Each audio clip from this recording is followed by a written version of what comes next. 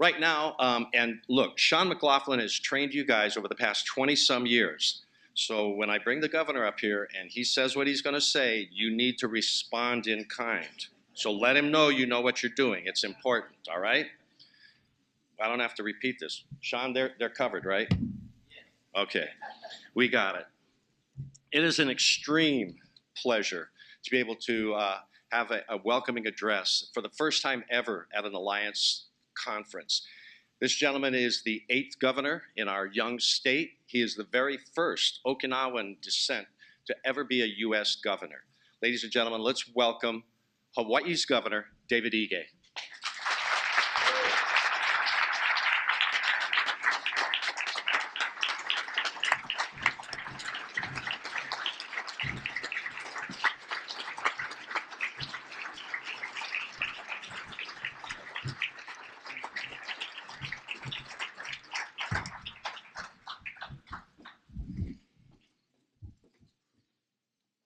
Aloha. Thank you so much for that warm welcome. It truly is an honor and privilege for me to be part of the ceremonies and activities here for the Alliance for Community Media Western Regional Conference. You know, this conference brings together the best and brightest minds in community media while providing an opportunity to share new ideas. It also allows us the opportunity to highlight Hawaii's very own public education, government access operations, which have become some of the best productions in the world of community media. Community media provides an important role in our democratic process and helps us to promote civic engagement, specifically the world of state government, as it creates a direct vehicle for government to be transparent, open, and honest.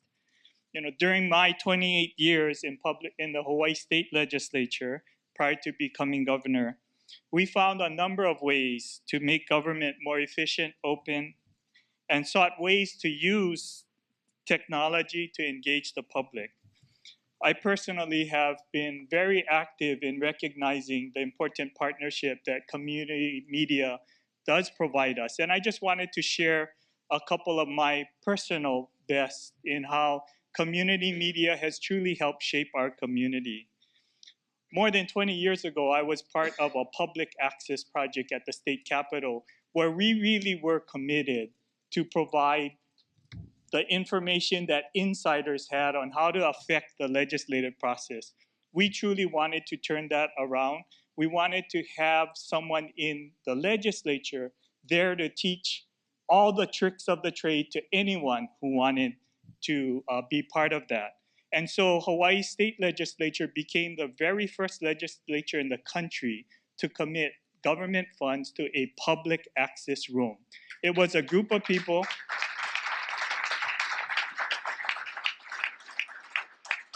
You know, it was a group of insiders whose mission was to teach the public how to impact legislation in the legislative process. We still have the public access room at the state capitol that operates every single day, 360, well, they do close on weekends. But year-round, open, accessible to teach our community about how to impact the legislative process. So how does that reach community media? And let me just tell you a couple things. It was very clear to me that public access television could be an important part of that outreach for us. You know, and so I was amongst the very first legislators who were willing to put our legislative hearing on public access television. And I'm proud to say, I believe, and we can check with Olelo, but the Hawaii State Legislature really paved the way for government access to activities here in the state of Hawaii. I was proud to be part of the very first broadcast of public hearings, gavel-to-gavel coverage of legislative hearings. And because of our unique configuration and our access to the educational channels here in Hawaii, we were able to broadcast public hearings gavel to gavel from the state legislature statewide to each and every community. And I think it had a tremendous impact in allowing insight to the community about those important decision-making hearings that today have really become part of our everyday activities at the state capitol. You can probably tune in, and Angela can tell you the channel assignments. We probably have hearings being broadcast today. Taking it a step further, as chairman of Education Committee, I truly understood that we could use the community media network to broadcast statewide and conduct statewide public hearings using the network. So I became the first chair to actually conduct a statewide public hearing where we accepted testimony via interactive video conference on the community network. And we had testifiers on Kauai, Maui, the Big Island, and Oahu provide testimony when I was chair of the Education Committee on an educational reform measure, so that we could assure that each and every community had access and could participate in the legislative process. What else did I do with community media television? I hosted the first interactive town meeting more than 20 years ago using the network to allow not only a weekly 1.5 hour focus on education and education issues, but we took live call-in calls from around the state so that the public could engage on the topic of education, and more importantly, allow us to get direct feedback, real-time, live, so that we could know what the public thought about the measures that were currently before us. And today, we are looking at how can we take that even further ahead. You know, as I said, we do broadcast legislative hearings virtually every day. Starting with the legislature, it has spread to other government entities. Neighborhood boards here broadcast their hearings, not quite live, but they still do. City council meetings are broadcast.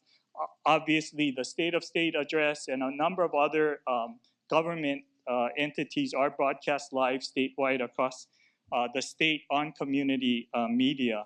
And I think more importantly, the state legislature today is looking at how can they join with community media to make access to every single hearing that is conducted at the state capitol. And I think that that becomes the next wave of full access and transparency to government activity at the state capitol. I think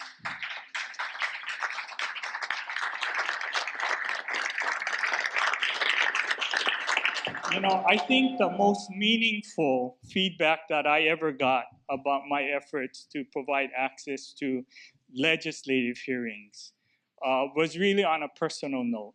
I've been in the state legislature for 28 years. About 10 years ago, when I came home after a meeting, my children came up to me and said, "You know, Dad, we never understood what you did at the Capitol because for the most part, it was out of sight, out of mind." And they actually got to watch me conduct one of my public hearings on Olelo. And they were surprised and proud to be able to see the work that I do as a legislature for the first time because of community media. Prior to that, they had never seen, even though with all the hours that a legislator puts into, they never saw what went on at the state capitol until community media television brought that into the home. So just wanted to thank all of you for that. I did want to talk about one more piece of the PEG that has been near and dear to my heart, and that really is about education. You know, our community media in Hawaii has had such a profound partnership with our public school systems that has truly transformed our communities.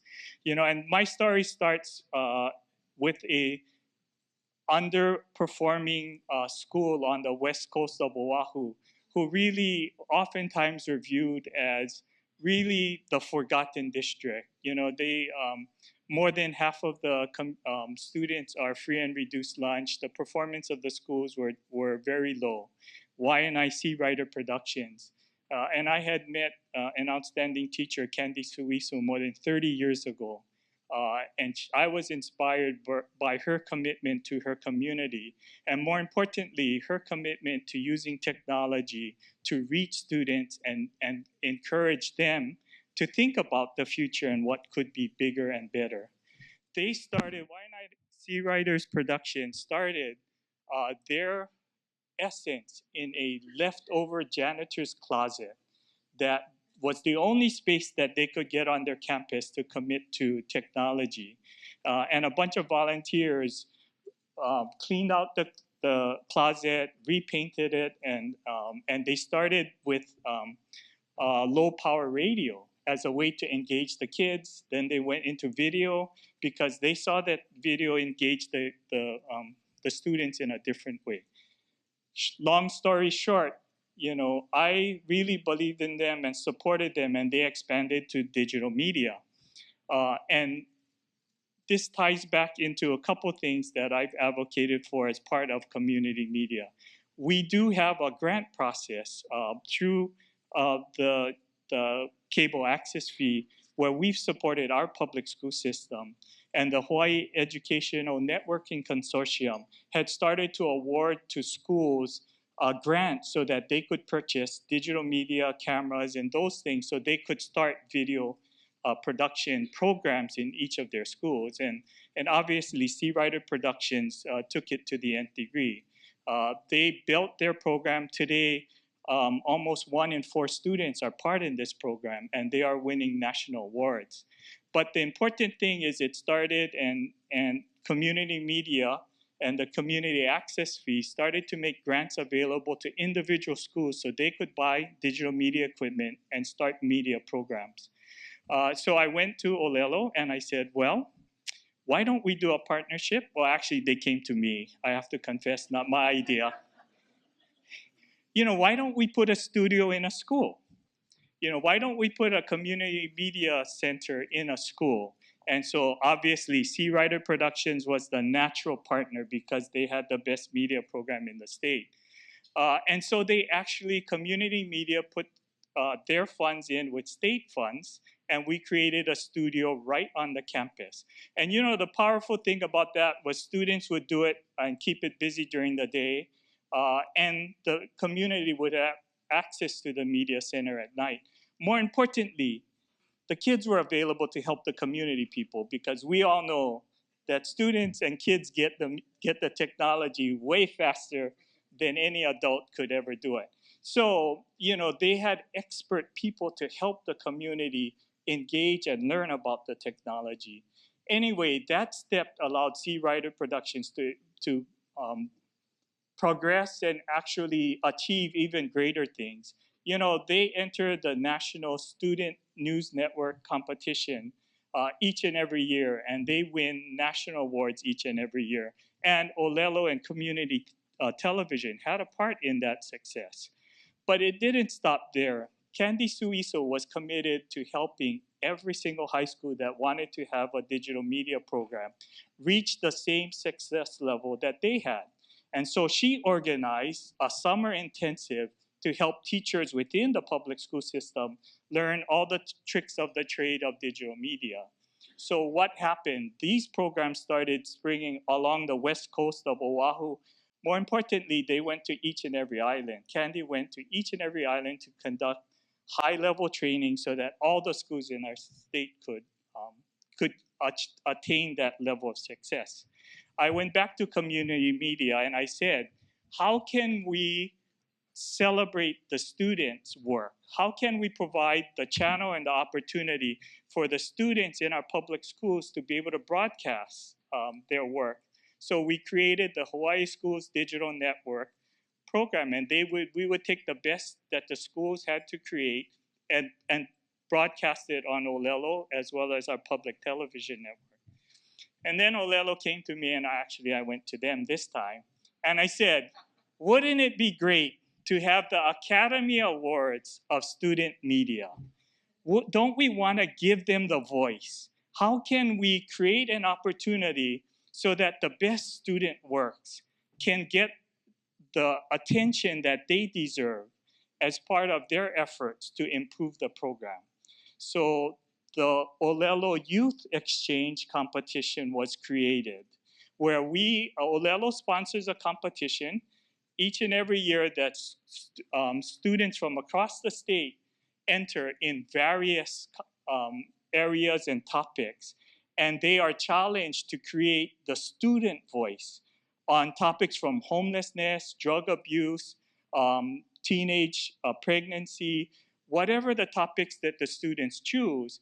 But more importantly, we celebrate the best of the best in an Academy Award ceremony type function that Olelo sponsors every year. And the schools win prizes that allow them to get high definition cameras and all of those kinds of technology that allows them to go to the next network. Candy was so successful with training schools across the state that we have vibrant digital media programs in virtually every public high school and middle school in this state. And more importantly, we send a group of schools to compete in the National Student News Conference competition, wherever it is, LA. This year, I believe it's in Georgia. And do you know that schools from Hawaii have routinely captured more than half of the national awards in this national conference? And it all started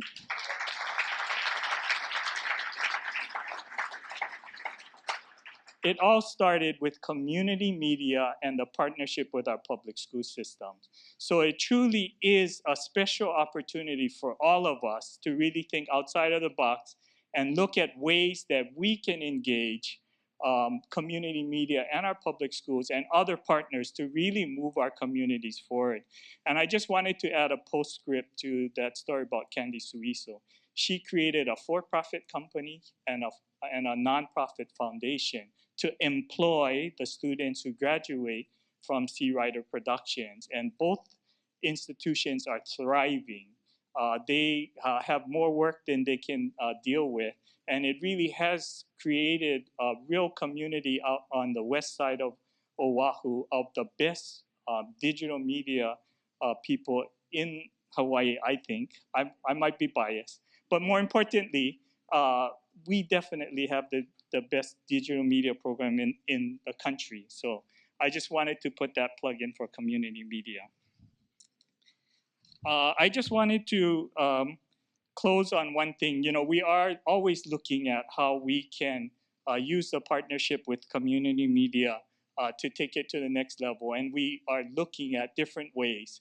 We do know that the transition from analog to digital allows different kinds of opportunities. You know, as I've said before, we are looking at how we can make access to every single legislative hearing a possibility with the new digital technology. And I would just encourage all of you to really think outside of the box, to be proud of the history and what community media has brought into communities around the country.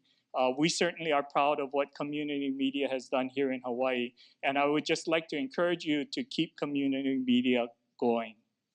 Thank you. Mahalo.